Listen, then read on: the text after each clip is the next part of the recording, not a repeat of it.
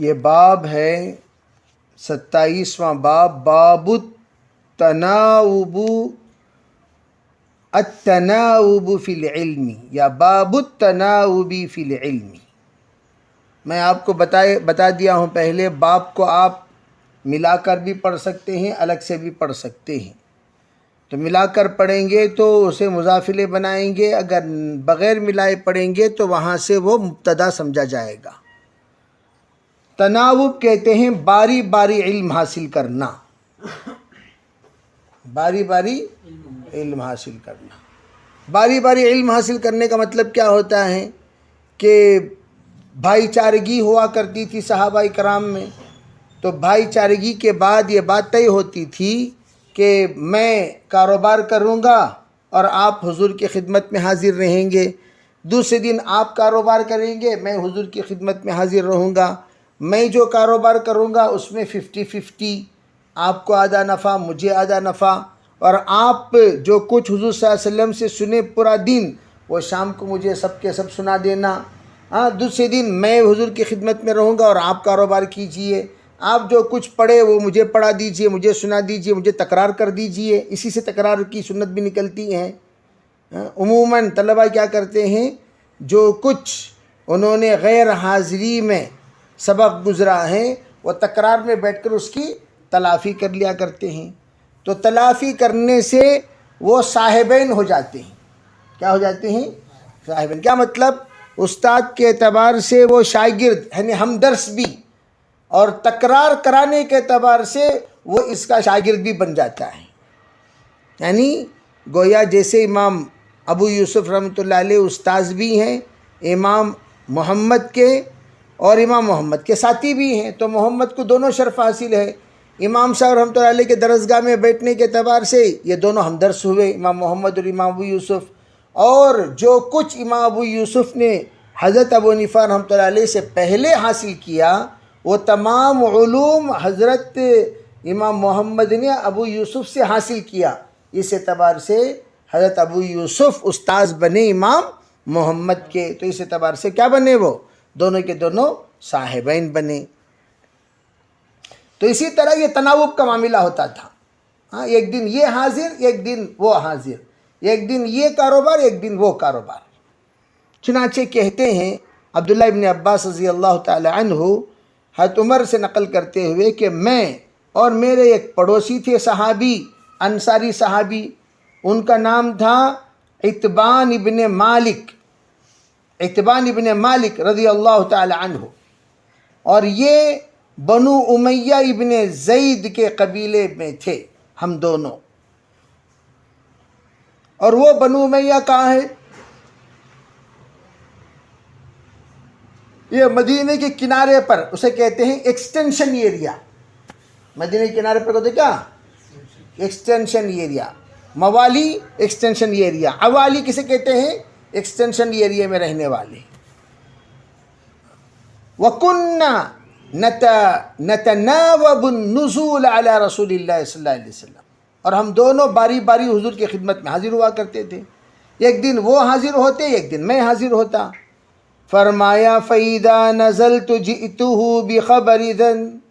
بِخَبَرِ ذَلِكَ الْيَوْمِ مِنَ الْوَحْيِ، جس دن میں نازل ہوا اس دن پورا دن کیا کیا وحی نازل ہوئی، کیا کیا آپ نے ارشاد فرمایا، وہ خبریں لا کر ان کو سنایا کرتا تھا، اور ایک دن وہ مجھے سنایا کرتے تھے۔ فَإِذَا نَزَلَ فَعَلَ مِثْلَ ذَلِكَ، ایک دن وہ مجھے سنایا کرتے تھے۔ ایک دن ہوا یہ کہ میرے ساتھی انصاری وہ سرکار کی خدمت میں موجود تھے اپنی باری میں، تو ایک دن آ کر میرا دروازہ کھٹکھٹانے لگے۔ فَضَرَبَ بَابِي ضَرْبًا شَدِيدًا، زور زور سے۔ ارے میں پریشان ہو کر کھولا، کیا قصہ بھائی، آج اتنی جلدی اور اتنا زور اور اتنی پریشان کن حال میں تم حاضر ہوئے ہو؟ اثم قال، اثم ہوا بے ان کی کھٹکھٹاہٹ پر، تو میں حیران ہو کر کھولا اور میں گھبرا گیا، باہر نکل کر آیا فوراً جب وہ میرے دروازے پر کھٹکھٹا رہے تھے۔ وقد حدث امر عظیم، کہنے لگے ارے غضب ہو گیا۔ امر عظیم کا ترجمہ کیا؟ غضب ہو گیا، غضب ہو گیا۔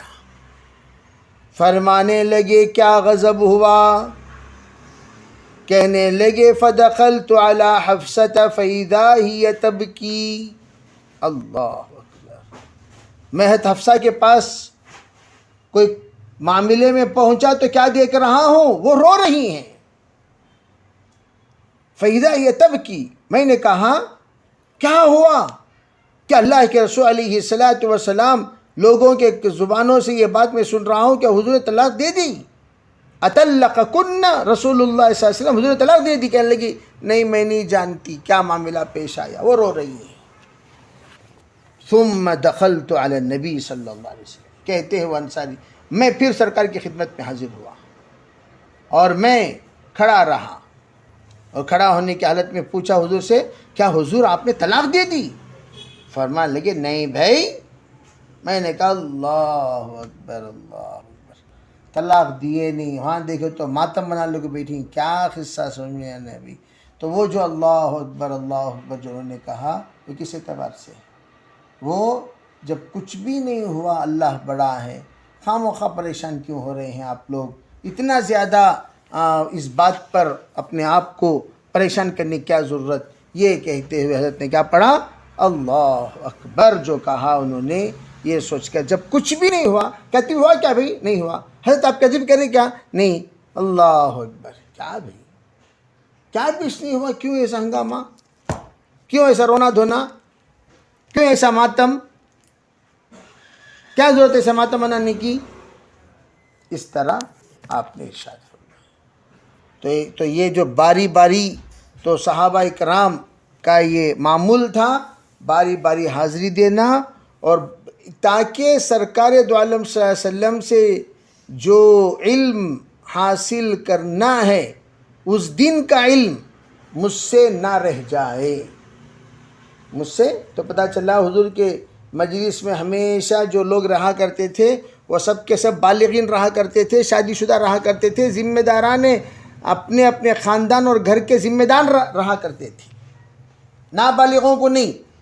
پورے ہاف ٹکٹ انگلے لوگ بیٹھتے نہیں تھے، اور آج کل لوگوں کو ہاف ٹکٹوں کی بڑی فکر، فل ٹکٹاں پورے بازاروں میں یہاں وہاں گھومتے رہیں گے، ہاف ٹکٹاں کو رکھ لے کر ہم مدرسے میں پڑھاتے رہیں گے۔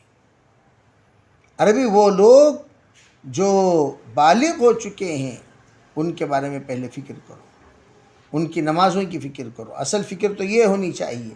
نابالغوں کی فکر آج نہیں تو کل بھی کیا جا سکتا ہے، بلکہ میں تو یوں کہتا ہوں نابالغوں کے لیے ایک جماعت کو مختص کر دو، بھئی آپ لوگ نابالغوں کی فکر کریں اور یہ بالغین کی فکر کریں گے۔ اس طرح ایک نظام بنائیں گے تبھی وہ نظام کے اندر سدھار پیدا ہوگا اور ایک نظام درستگی کے ساتھ چلے گا۔ جی